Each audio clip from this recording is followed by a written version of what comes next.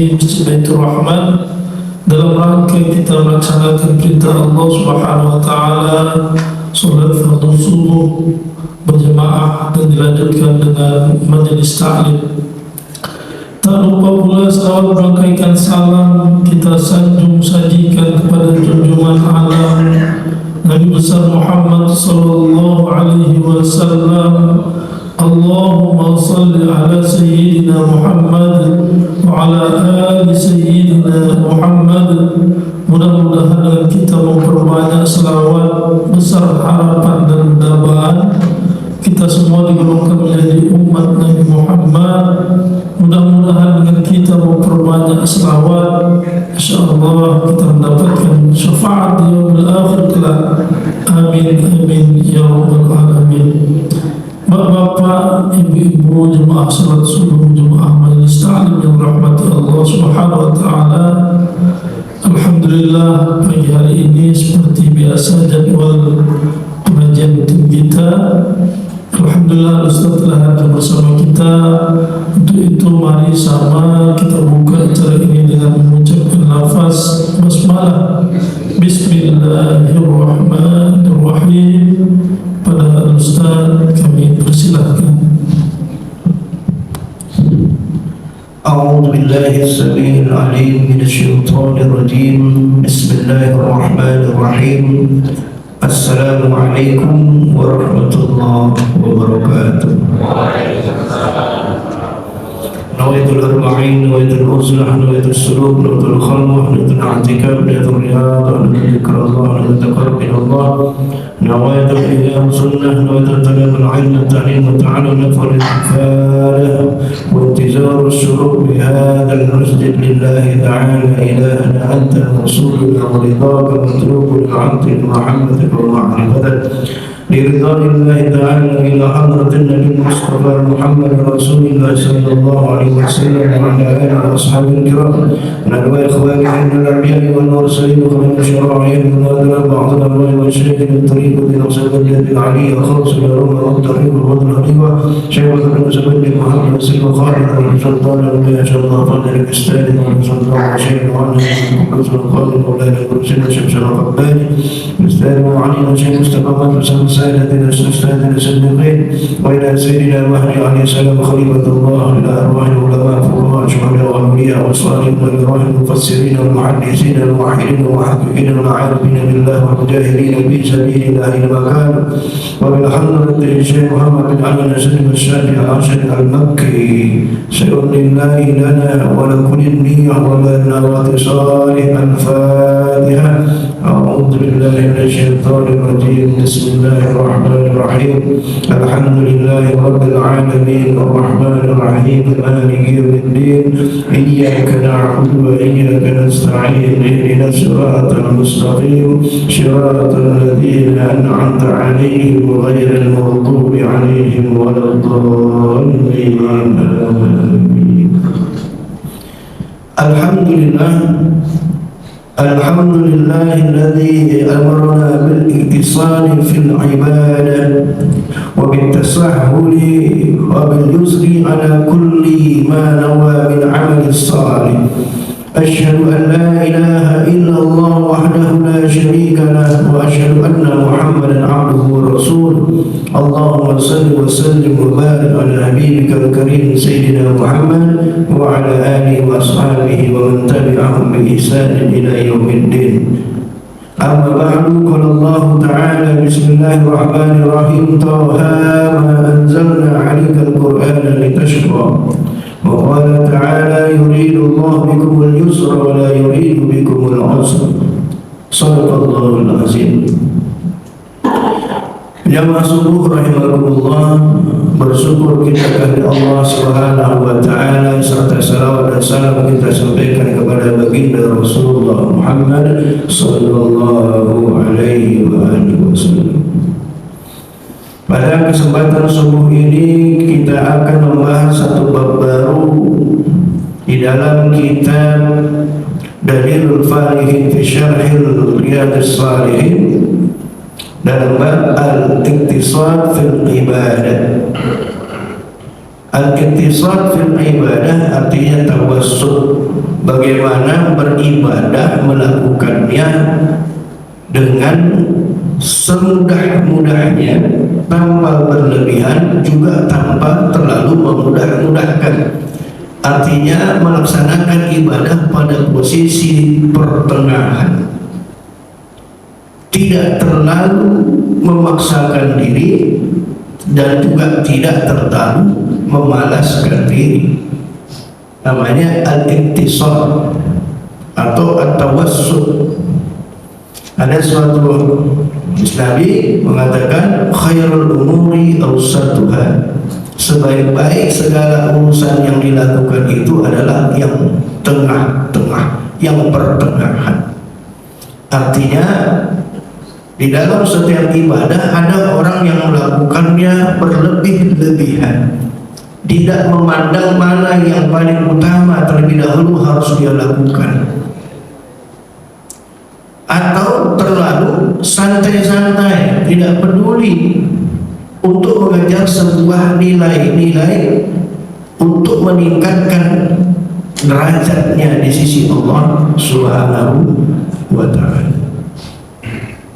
Kajian ini sangat penting sehingga kita jangan merasa lebih hebat dalam melaksanakan ibadah dan kemudian kita memaksa orang lain agar juga dapat beribadah seperti yang kita lakukan. Kalau begitu, keteladanan kita siapa melakukan ibadah? Tidak lain adalah baginda Rasulullah Muhammad sallallahu alaihi wasallam. Artinya beribadah itu dikondisikan dengan memandang keadaan serta situasi yang ada di dalam dirinya, atau yang ada di dalam sekitar lingkungannya, atau yang ada pada sesuatu kemampuannya. Jangan memaksakan sesuatu di luar kemampuan. Beliau mengatakan at-tawassut fi ada'il ibadah ibqa'u 'ala nafsi wa daf'an lil miladi anha, adalah bagaimana mempertahankan diri kita ini untuk dapat selalu melakukannya dengan semampu yang kita mau, tapi dapat berlangsung lama. Dan menjauhkan diri jangan sampai karena kita paksakan dengan sesuatu di luar kemampuan kita yang menyebabkan kita menjadi lemah dan bosan terhadap amal itu. Wa nafsul insan fit tariq al-ma'nawi, jiwa manusia ini dalam perjalanannya menghidupkan ruhaniyah, membangun hubungannya kepada Allah itu kadabatin fitori, seperti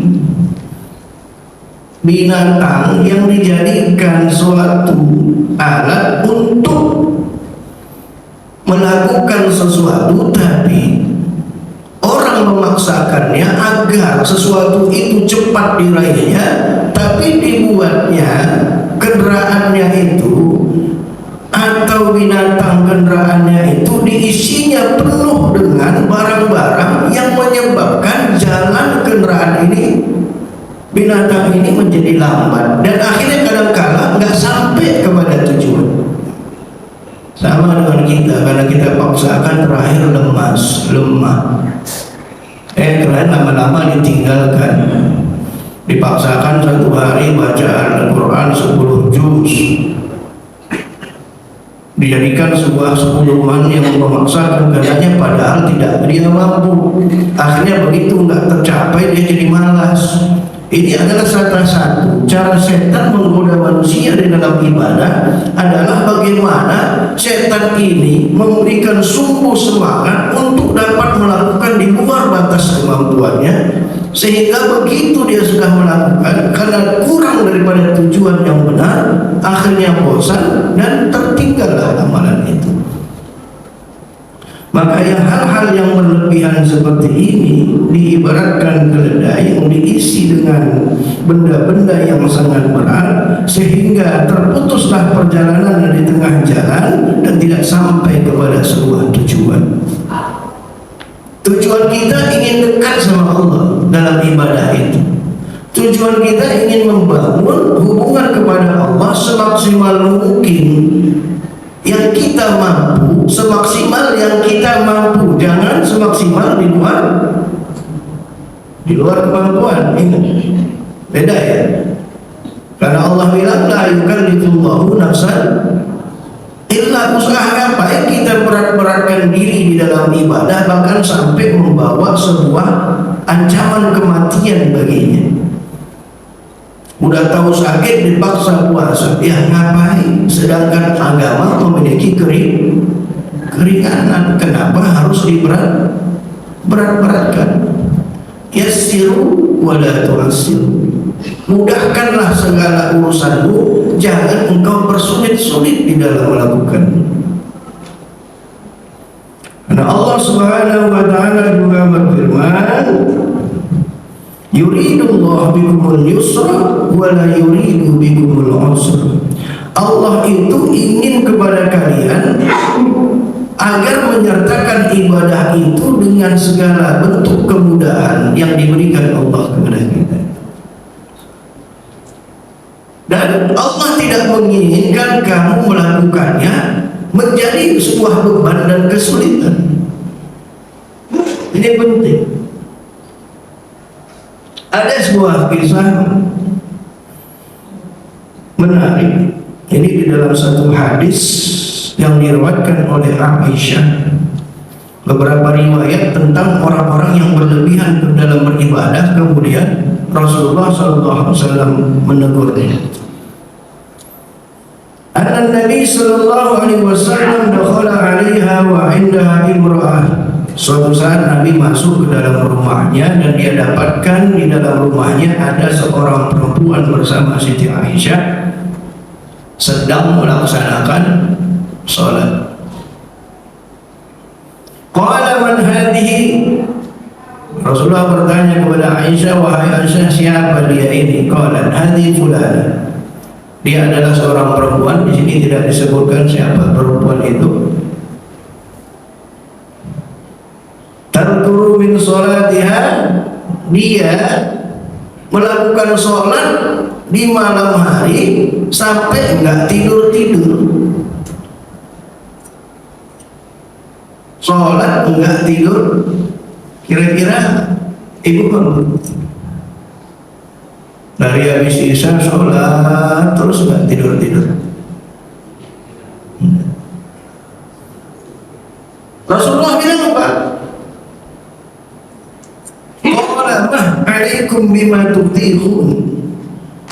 Mah ini artinya jangan kalian memaksakan sesuatu di luar kemampuan kalian. Fa wallahi la yamannu Allah hatta tamannu.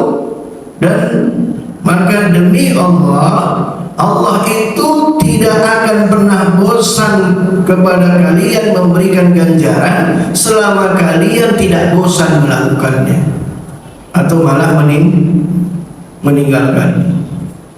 Setiap ibadah yang kita lakukan itu selalu diganjar Allah Subhanahu wa taala dalam kebaikan, kecuali kalau kita sudah nggak mau dikasih kebaikan. Artinya terlalu memudah-mudahkan urusan atau menganggap remeh sebuah ibadah sekecil apapun dia. Padahal bagi Allah sekecil apapun ibadah itu besar di matanya. Tapi kadang-kadang kita anggap perlakuan yang kecil itu kayak sepele. Padahal sesuatu hal yang dilakukan walaupun pekerjaan itu nampaknya remeh, di situ ada ridho Allah. Satu contoh. Untuk mendapatkan ridho Allah itu kayaknya berat kan? Kayaknya berat. Tapi ada amalan yang sangat ringan untuk mendapatkan ridho Allah. Disebutkan di dalam hadis, maka cukuplah bagi kalian ridha Allah dalam dua amalan, yang mana saat engkau selesai makan, engkau memuji Allah, dan saat engkau selesai minum, engkau memuji Allah. Itu cukup bagimu dapat ridho Allah. Kecil kan? Minum makan kita, alhamdulillah. Minum kita, alhamdulillah. Ini mendatangkan ridho Allah. Kecil pekerjaannya. Kita mau cari ridho Allah dari pekerjaan yang berat, padahal kita tidak mampu. Padahal ada amalan-amalan yang kecil, dengan itu kita mendapat ridho Allah. Maka jangan kita terlalu memberat-beratkan sesuatu yang mengakibatkan kita menjadi lemah dan bosan, akhirnya meninggalkan perbuatan itu. Cara setan menggoda kita ada dua. Satu, melemahkan kita, membuat kita malas. Kedua, membuat kita memaksakan kehendak sehingga kita letih mengamalkan banyak-banyak yang sunnah, tapi akhirnya meninggalkan yang wajib. Contoh kan, sholat di malam itu kan sunnah. Yang pala-palai hendak tidur-tidur, kemudian tertidur sejenak, tapi bukan sejenak, malah melewati waktu subuh. Ini hal yang Rasulullah ma'alaikum bima tutiqun, tinggalkan cara seperti itu, hendaklah kalian lakukan sesuai dengan kadar kemampuan kalian. Karena Bapak Ibu sekalian rahimahullah, di dalam diri kita semua punya hak untuk kita berikan, gak bilang kita sembarangan. Mata punya hak, telinga punya hak, mulut punya hak, tangan punya hak, kaki punya hak,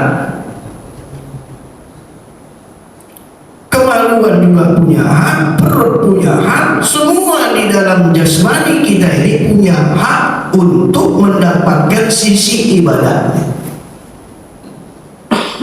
Maka saat anggota tubuh kita ini kita terlalu remehkan untuk dia tidak menjalankan, tidak mendapatkan hak ibadahnya, ingat mereka ini nanti akan menuntut kita semuanya.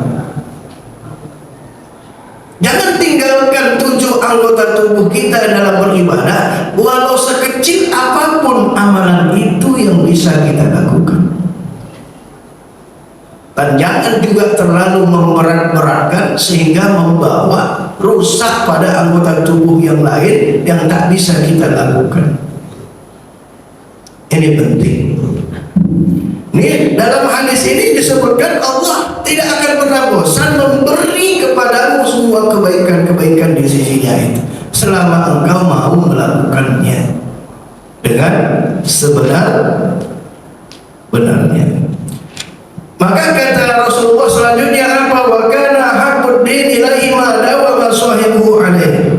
Maka sesungguhnya dalam mengamalkan agama yang paling dicintai bagi Allah Subhanahu wa taala itu adalah sebuah amalan yang terus-menerus dilakukan oleh orangnya tanpa mendapatkan rasa kesulitan dan beban bagi dirinya.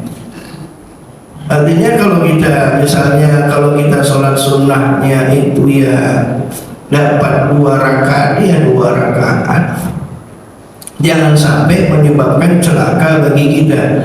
Misal ini kan sebuah pilihan di dalam menentukan sebuah kebijakan ibadah.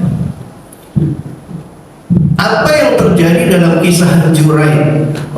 Kisah Juraid itu, beliau ini seorang wali Allah, masih muda. Beliau suka dalam mihrabnya selalu beribadah. Pada saat dia sedang melakukan tirakatnya, buat dia dalam keadaan sholat sunnah, ibunya memanggilnya, Juraid, ya Juraid. Apa yang terjadi? Juraid bingung nih.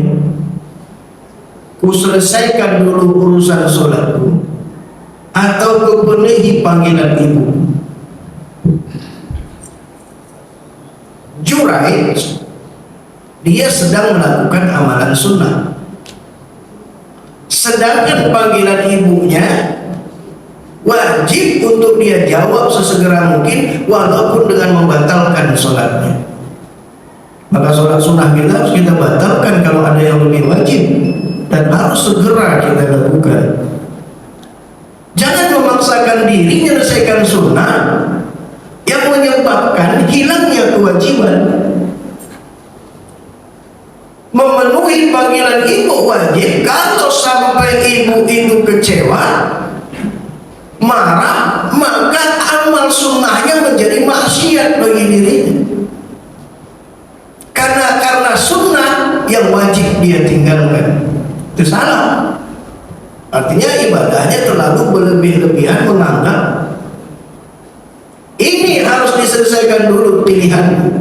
Akhirnya ibunya marah, dalam hatinya berucap, ya Allah, jangan pernah engkau cabut nyawa Juraij sebelum dia mendapatkan fitnah yang diganggu oleh wanita malam. Coba bayangkan, ibu pernah nggak kecewa dipanggil anak nggak dengar, lagi main HP, mati kau sama HP kau tuh, hati-hati. Jangan ngomong yang macam-macam pada saat kita marah, apalagi dengan urusannya masa depan anak. Juraij ini orang ahli ibadah, bukan orang maksiat. Kesalahan dia cuma satu, mempertahankan sunnahnya hanya untuk menganggapnya sempurna daripada segera memenuhi doa orang tuanya Juraij dikabulkan Allah. Maka suatu saat dia di dalam mihrabnya di malam hari didatangi oleh wanita malam. Diputarilah di tempat dia itu, menggoda-goda, meliuk-liuklah di hadapan Juraij. Tapi Juraij tenang dalam ibadahnya, karena memang orang ahli ibadah. Sampai berbusana tipis juga enggak terpengaruh. Fitnahnya di mana? Rupanya karena tak terpengaruh, namanya wanita malam, wanita enggak benar. Dia pergi ke sebuah desa melakukan hubungan zina dengan seorang penggembala di pedesaan, akhirnya hamil. Apa kata wanita malam ini? Ini anaknya Juraij. Gempar nggak? Seorang ahli ibadah dituduh menghamili. Inilah fitnah dari itu. Hati-hati. Banyak orang lebih senang wirid daripada ngaji agama. Beda kan? Oh, kalau ikut wirid kemana pun didatanginya, tapi kalau kaji-kaji kayak gini malas dia benar. Sedangkan menuntut ilmu agama wajib, wiridnya ayo hati-hati ibu buat majelis, sunnahnya jalan, wajibnya enggak. Maka di balik ibadah itu harus ada divisi yang wajib. Jadi sering sekali ibadah itu bercampur, orang lebih mengutamakan kekusukannya di sunnahnya, di wajibnya enggak.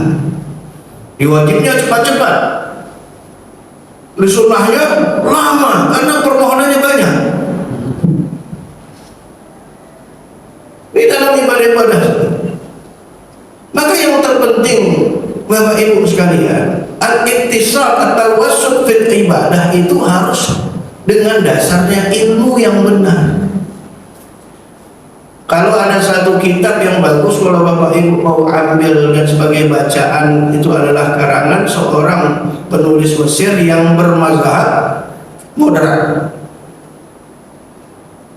Dia tulis sebuah buku namanya Fiqhul Muwazanah, fikih pertimbangan. Mana yang didahulukan saat ada perbuatan baik yang berbarengan datangnya. Maka harus dipandang dengan ilmu. Harus dipandang dengan ilmu. Tamu datang, kita lagi baca Al-Quran, baca Al-Quran atau sambut tamu dengan sebaik-baiknya? Mana hukum yang lebih menguat? Menyambut tamu dengan ramah dan senyuman itu mendekati wajib, karena memiliki hak orang lain untuk kita hormati. Sehingga Nabi bilang, siapa yang di antara kalian beriman dan kepada Allah dan hari kiamat, tidak beriman kepada kalian, la yu'minu ahadukum, tidak beriman sempurna iman kalian sampai kalian memuliakan tamu. Fal yukrim dhaifahu. Fa itu artinya satu huruf takkid yang segera untuk dilakukan. Sedangkan baca Al-Quran masih bisa ditunda. Bisa ditunda. Tamu udah masuk, tamunya masih Allah baca Al-Quran, sampai pulang nggak keluar-keluar. Ini salah menempatkan posisi ibadah yang benar, karena kurang ilmu bagaimana mengedepankan itu. Ibu mau wirid, harus izin suami enggak? Datang orang bilang kawan-kawan wiridnya, kalau kau nggak datang keterlaluan lah. Suami nggak ngasih izin. Kemudian untuk menghargai kawannya, untuk takut kawannya sakit hati, merasa nggak nyaman, dia bohongin suaminya, bukan mau wirid tapi mau belanja katanya. Tujuannya sama, nggak mau nyakiti perasaan kawan. Tujuannya bagus, wirid. Menemani suami wajib apa enggak saat diminta? Menyenangkan hati orang-orang wajib apa sunnah? Sunnah. Menyenangkan suami saat diminta suami untuk di rumah wajib apa sunnah? Nah, terus mendahulukan yang mana? Nah, makanya kita harus pandai menetapkan. Ini banyak kasus dalam ibadah, sama dengan kita ibadah sholat. Seorang imam tidak boleh terlalu berlebih-lebih asyik sendiri dengan gayanya tanpa melihat makmum di belakang. Artinya perlakuan sholat sendiri jangan dibawa perlakuan dengan sholat bersama orang. Sholat sendiri silahkan sepanjang-panjangnya ayat dibaca. Mau 1 juz, 2 juz, 3 juz, nggak apa-apa. Tapi sholat rame-rame harus memperhatikan maslahat, jangan sampai karena sholat yang kita bawa dengan ayat yang panjang orang jadi bosan bahkan meninggalkan tempat. Ini terlalu berlebih-lebihan, gulu namanya. Rasulullah itu kalau udah dengar ada anak nangis, udah cepat-cepat di ayatnya Allahu Akbar, karena mendiamkan anak nangis itu lebih utama daripada memperpanjang sholat. Inilah yang penting kita pahami, al-iktisad fil ibadah. Contoh lagi,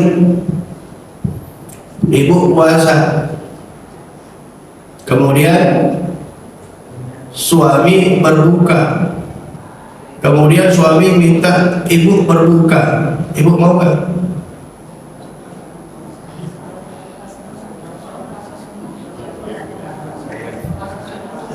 Begitu ibu bilang sayang, artinya ibu lebih senang sunnah untuk ibu daripada wajib untuk suami. Walaupun hanya tinggal 10 menit lagi.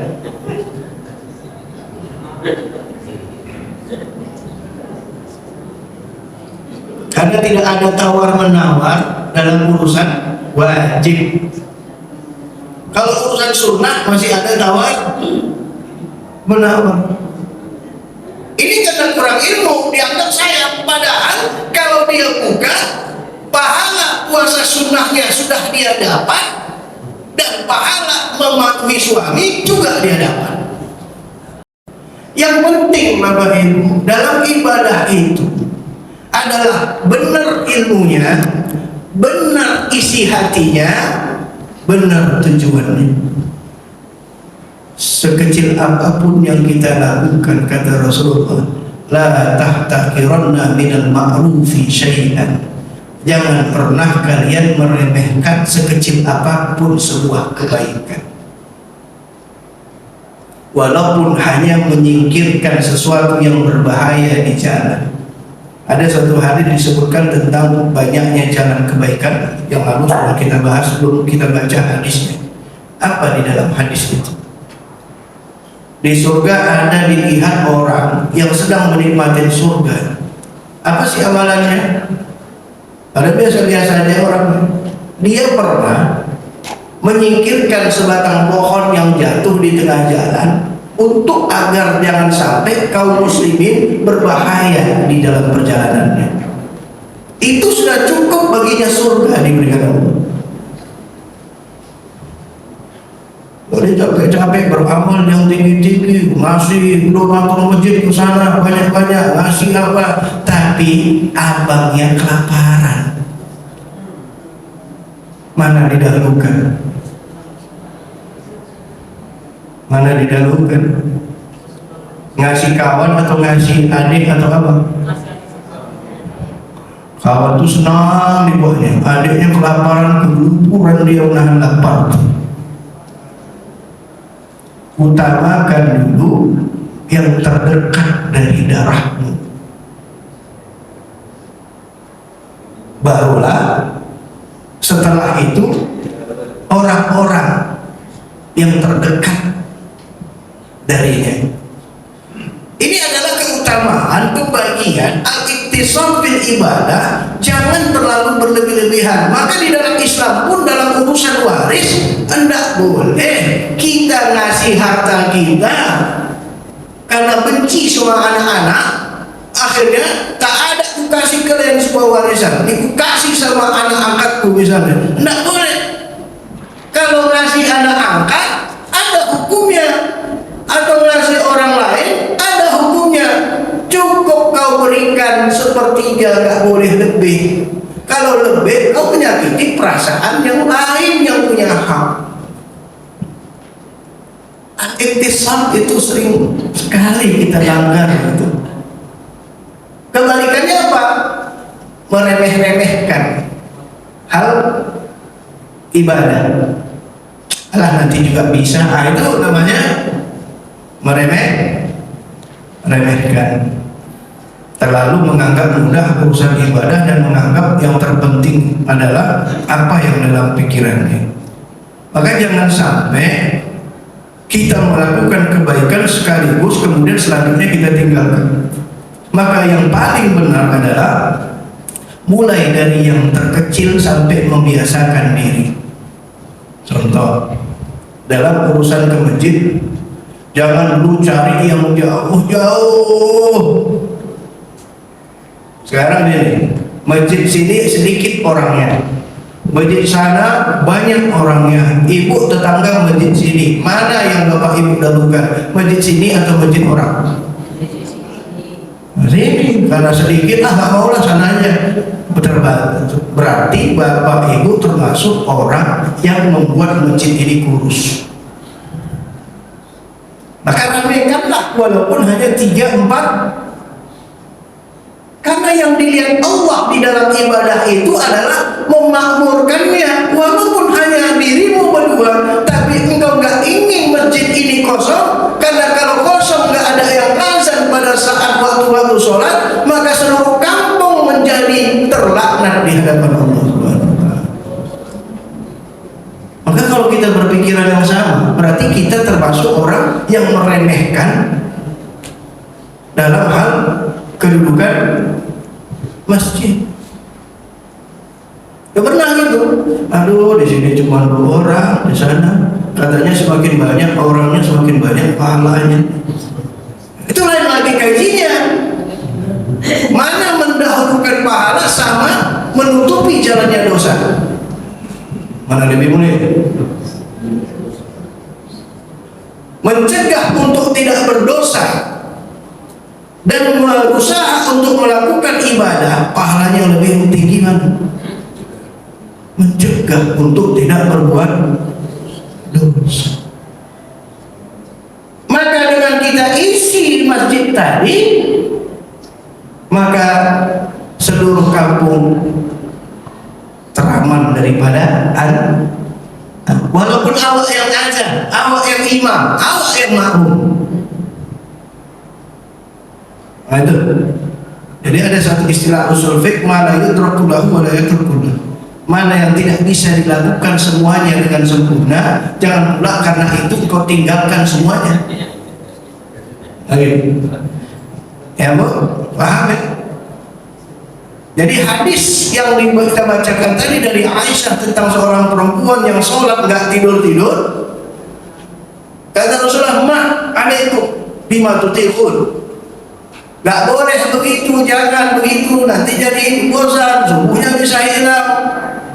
Maka lakukan sekedarnya, dari sekedar, misalnya ibu mau sholat duha, jangan langsung 12 rakaat paksakan kehendak, sehingga menjadi sebuah keharusan.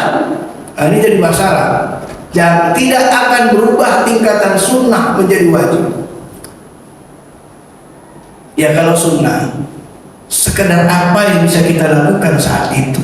Tapi niatnya berusaha untuk maksimal melakukannya. Tapi kalau belum bisa maksimal, ya nggak usah sedih-sedih amat. Kalau urusan tapi kalau urusan wajib yang tinggal, kalau nggak sedih ya keterlaluan.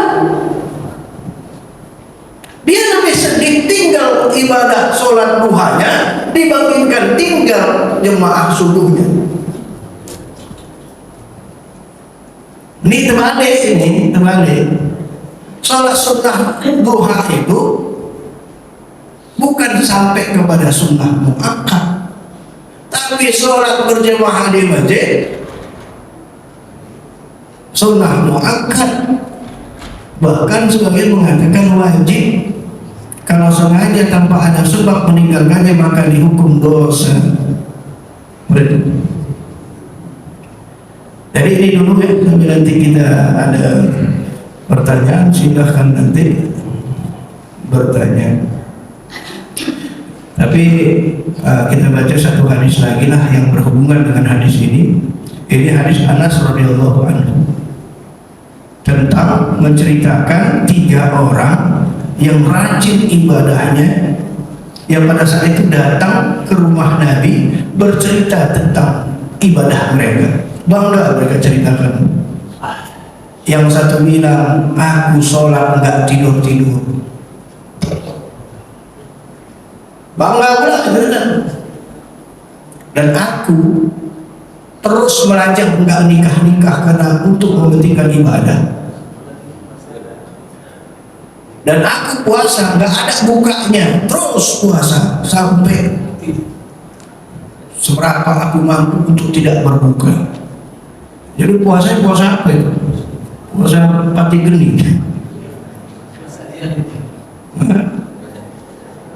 Aku nggak ada buka, puasa makan sahur pagi ini satu minggu nggak buka-buka.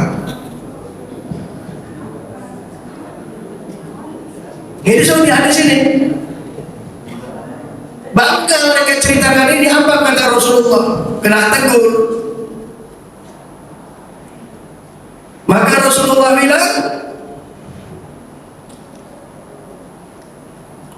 ada aktazilun nisa. Bukan. Wahai sahabat-sahabat, mana yang lebih hebat ibadahnya, kalian atau aku?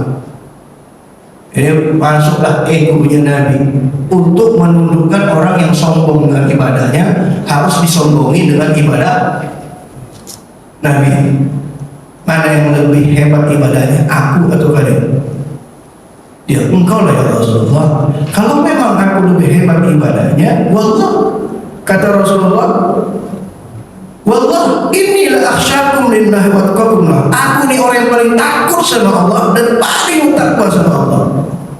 Tapi lakinni asumu aftir, Aku ini puasa tapi masih berbuka. Kau ikut siapa? Kau mau menunjukkan bahwa kau lebih hebat daripada aku? Tujuan puasa bukan hebat-hebatan. Tujuan puasa menahan nafsu dari hal-hal yang tidak benar dalam ketentuan syariat Allah. Aku puasa tapi masih berbuka. Kenapa enggak berbuka? Aku ini juga menikah. Kenapa kau enggak nikah? Apa kau anggap kalau enggak nikah itu lebih baik ibadahnya? Enggak, salah. Orang kalau enggak nikah ibadahnya pahalanya 1. Kalau orang nikah pahalanya 70 kali lipat dibandingkan orang yang enggak nikah.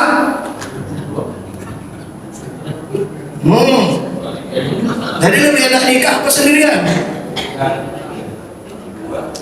Bagaimana Ustaz yang sudah cerai? Yang sudah cerai kembali 1 lah. Maka biar 70 lagi nikah. Artinya begini, masalah ibadah kita bukan hitung-hitungan itu, tapi benar malah.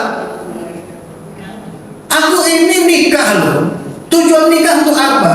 Kalau kita hidup tanpa nikah, kita nggak penting orang sesudah kita. Sedangkan salah satu amal soleh yang dapat berjalan terus adalah adanya anak yang soleh. Kalau tujuan nikah belum dapat, maka boleh nikah lagi. Misalnya nikah awak tak punya anak, ini boleh nikah lagi karena istri mandul atau sakit. Kenapa? Tujuan nikah perbanyaklah umatku dengan perbanyak anak. Kalau anak nggak punya, daripada cerai maka kawin lagi. Ya perempuan juga tahu diri lah, karena laki-laki ini pengen punya keturunan, membawa gelarnya. Nah, sekarang mana yang paling bagus? Ini kaidah-kaidah fikih.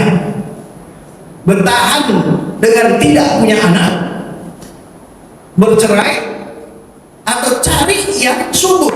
Kata Rasulullah bilang, tazawwajul walud. Hendaklah engkau menikah dengan seorang perempuan yang subur dan banyak menghasilkan anak. Sekarang kita diskusi bahasa. Kira-kira bertahan sampai mati berdua nggak punya anak, atau bercerai, atau izinkan nikahnya. Mana fadilah yang lebih besar? Ya, kalau bahannya apa? Kalau bahan masih mau itu. Tapi pandangannya hukum ya, jangan kemauan. Karena kemuliaan kita ini berada pada hukum kesadaran untuk mengikuti ajaran-ajaran Allah dan Rasul.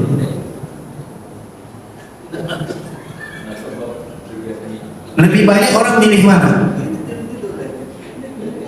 Bertahan nggak punya anak, ya boleh saja. Tapi salah nggak? Enggak.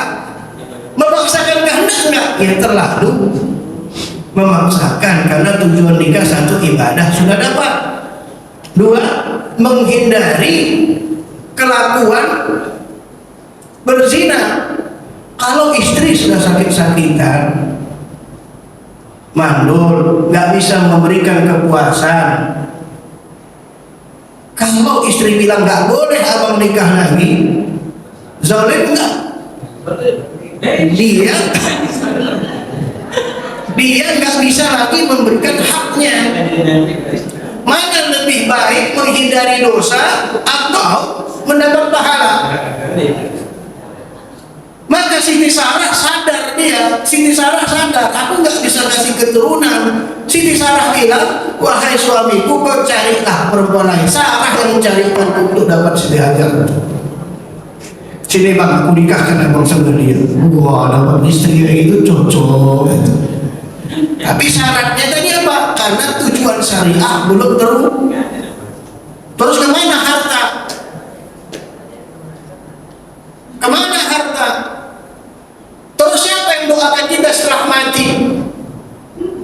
Terus apa yang kita banggakan? Di situ ada titik-titik fikul muwazanah, mana nilainya lebih besar di mata Allah terhadap seorang istri, terhadap seorang ini selalu sebagai pemainnya istri, sebagai korbannya istri, korban perasaan demi perasaan yang besar di hadapan Allah Subhanahu wa ta'ala. Tapi kalau pikirnya untuk diri sendiri, ya itu nafsu apa kolbu. Aku nggak mau abang nikah lagi, cukuplah berdua sampai kita mati. Boleh saja, tapi tanya, adakah amal yang lebih mulia mempertahankannya tanpa anak, atau menganjurkan suami nikah lagi? Tentu di mata Allah, karena dorongannya adalah memuliakan suami, menghindari suami daripada perzinahan, daripada dia bermain di belakang aku nggak tahu, lebih baik aku tahu dia bermain di depan. Begitu loh. Ini fikul muwazanah. Ini fikih seorang istri Nabi yang paling tua. Apa namanya yang paling tua dia?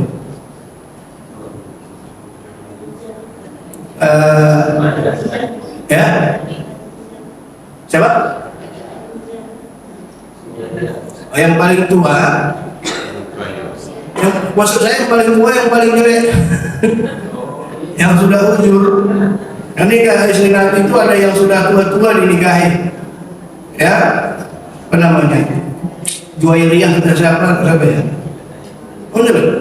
Rasulullah ingin menceraikannya karena sulit untuk mengikuti gerakan Rasul gitu. Kata Juwairiyah, ya Rasulullah, mohon jangan engkau ceraikan aku. Aku rela bagian jatahku aku nggak dapat, yang penting aku bersamamu di surga.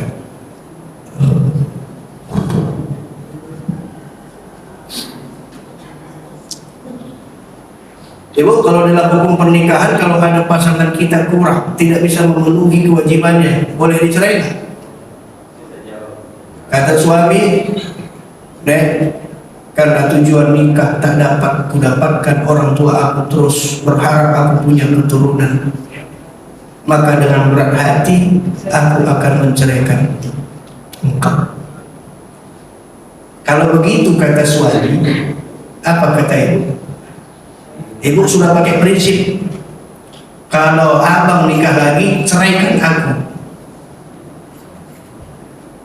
Apa kedudukan yang lebih mulia? Itu tadi, seperti daripada diceraikan, tetapnya kondisi kita nggak bisa memberikan yang terbaik pada orang. Lebih baik masih berstatus daripada sendiri tanpa ada berbagi. Hilangkan ego, ini adalah masalah akhirat. Ya udahlah bang, aku nggak apa-apa nikah lagi, nanti jangan kau ceraikan aku, nanti 40 aku. Itu lebih. Itu kebanyakan rata-rata wanita-wanita sudah dalam cerita-cerita yang begitu besar mementingkan pandangan akhirat daripada pandangan keduniaan. Nah, ini dari hal intisar. Saya buka ini. Begitu juga laki-laki. Ada intisar. Nikah 1, 2. Tapi ingat, kalau menikahi 2 menyebabkan banyak dosa, nggak bisa adil, itu menjadi nikahnya haram. Nikahnya nggak ada alasan untuk menikah 2. Hanya keinginannya, tapi dengan itu dia bisa merusak tatanan keluarga yang pertama. Itu lebih didahulukan, hindari dulu. Maka sesuatu amal ibadah dalam pilihan kita tidak tahu mana yang terbaik, jalannya cuma satu, mohon petunjuk sama Allah. Aku teruskan atau aku tahan. Itu saja. Jangan pakai pikiran sendiri kalau dalam sebuah pilihan mana lebih baik. Sama dengan bercerai, mana lebih baik, bercerai atau bertahan?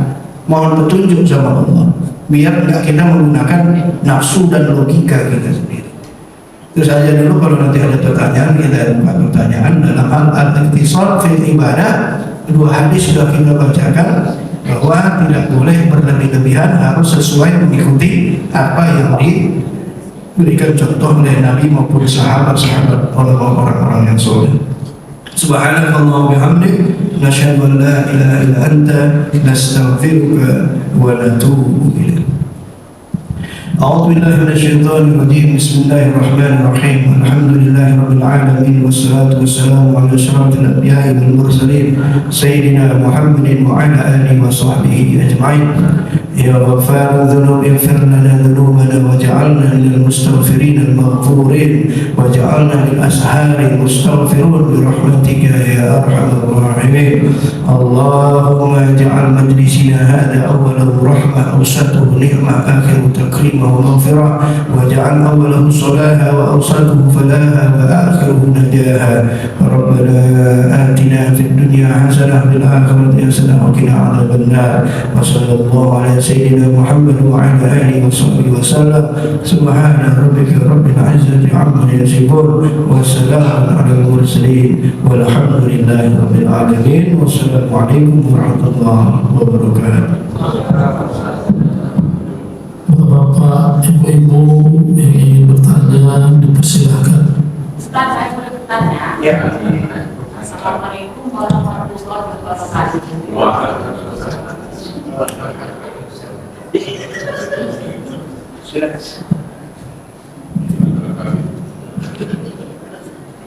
Gini Ustaz, kadang kan ada pasien gitu ya, saya seorang dokter, jadi pasien ini kena penyakit diabetes mellitus. Jadi dalam penyakit diabetes mellitus itu ada istilah namanya hiperglikemi, naik gula, ada hipoglikemi. Jadi pasien saya ini berpuasa, tapi setengah jalan kemudian dia nggak sanggup berpuasa. Jadi katanya kan bisa diganti puasa. Puasa berikutnya dia coba menggantikan, tapi nggak sanggup juga dia menggantikan, hipo dia tiba-tiba. Apakah boleh digantikan puasa tersebut dengan membayar fidyah? Itu aja Ustaz, kan nggak boleh memaksakan juga. Terus yang kedua, masalah perkawinan tadi Ustaz, saya dengar apabila seorang lelaki atau seorang perempuan tidak mempunyai keturunan, jadi mereka berdiskusi tidak mau bercerai satu sama lain. Apakah tidak ada solusinya untuk mengambil anak angkat? Bolehkah? Terus gimana doa anak angkat tersebut apabila nanti dia meninggal? Apakah doa anak angkat itu bisa juga untuk mereka? Itu aja Ustaz. Assalamualaikum warahmatullahi wabarakatuh. Waalaikumsalam. Untuk melaksanakan pengganti puasa bagi orang-orang yang sudah menderita penyakit berat, kalau sudah tidak lagi dapat didiagnosa, dia dapat melakukan itu dan bisa membawa kepada kematian, maka haram baginya puasa. Ini masuk haram ya, karena membawa bahayanya nyawa. Ada istilah darul mafasid muqaddam li jalbil masalih, mencegah terjadinya kerusakan, kehancuran itu lebih diutamakan daripada mengambil manfaat.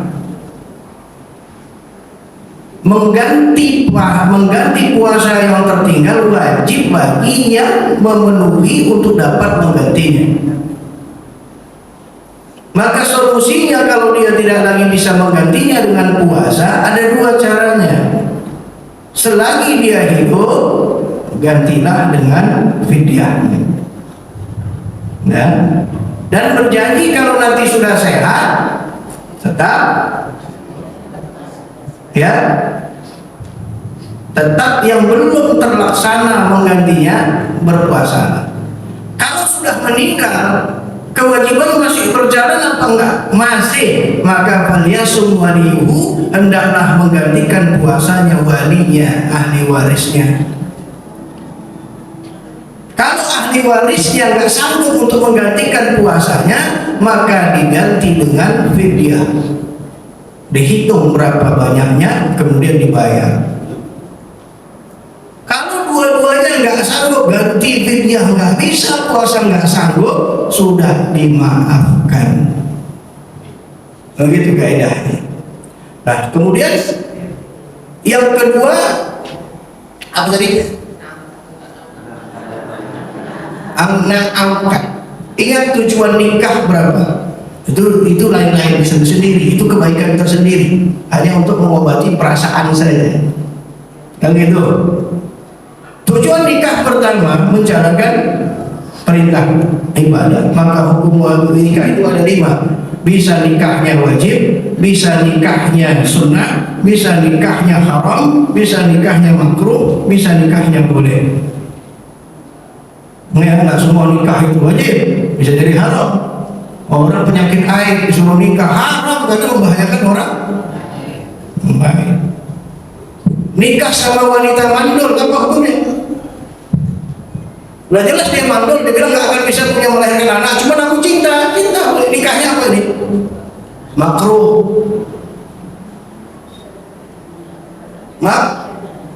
Makruh kenapa? Membahayakan dirinya. Apa? Nanti kecewa, nggak punya anak. Memang belum nikah aman semuanya. Begitu udah nikah dengan orang gendong anak, dengan orang belikan baju anak, gimana perasaannya? Nampak pula gadis yang lain menarik. Nanti meyakinkan orang jadinya kan? Nah, jadi kalau nikah dengan perempuan yang kemudian perempuan itu nggak bisa memberikan buah, maka mana hukum yang paling tepat bagi suami istri? Karena tujuan nikah kedua adalah memperbanyak umatku dengan memperbanyak anak. Nah, tujuan kedua nggak tercapai. Apakah bisa digantikan dengan anak angkat? Anak angkat bukan memperbanyak anak, tapi menambah amal gitu saya. Karena anak angkat nggak bisa jadi apapun menjadi wali bagi orang tuanya. Orang tua angkatnya nggak bisa jadi wali untuk nikahnya kalau dia anak perempuan. Dan orang tuanya nggak bisa mewarisi hartanya. Oke. Yang ketiga, kalaulah masalahnya adalah di kesehatannya, penyakitnya, sehingga tidak bisa memberikan pelayanan pada suami, mana yang lebih baik? Bertahan awak saja situ, manyun suaminya tiap hari. Mana awak ini? Hanya disakit, suaminya mikirin dirinya. Berkuruslah suami itu. Kenapa berkurus? Gimana gak tahu stres aku. Nikah gak boleh, anak tak punya, istri tak bisa melayani. Kira-kira apa? Istri zalim gak? Zalim. Karena gak bisa memberikan hak, melarang hak, dan lain-lain. Ini kaidah hukum. Masalah perasaan kemanusiaan lain dulu. Karena perasaan ini hubungannya dengan nafsu kita. Tapi hukum Allah mana yang terbaik, itulah yang menjadi acuan amal kita. Maka dikasih pengertian dulu. Memang kita nampak wajah suami itu tersenyum aja dia. Tapi bergejolak kawan tuh. Apalagi kumpul sama kawan-kawan, wah dipanas-panasin lagi. Nah, cuma masa kau pertahankan? Boleh cinta, tapi ingat jatah kue itu kemana? Panas, pulang manyun, nanti dengan wajah ayam kali. Jadi itu ya, nggak salah menggantikan anak angkat. Namun tanya, yang ku pertahankan apa? Hukum nikah itu mendapatkan ridho Allah. Kalaupun suami nikah lagi atau istri menyuruh suami nikah lagi, kemuliaannya di mata Allah bertambah. Pilih mana? Bertahan dengan apa adanya atau ingin dipandang Allah lebih mulia? Kalau begitu-begitu saja, biasa saja standar ibadahnya di mata Allah. Tapi begitu seorang istri tahu dengan keadaan itu, bang, asal abang gak ceraikan aku, bolehlah abang nikah lagi. Wih, itu derajatnya naik besar.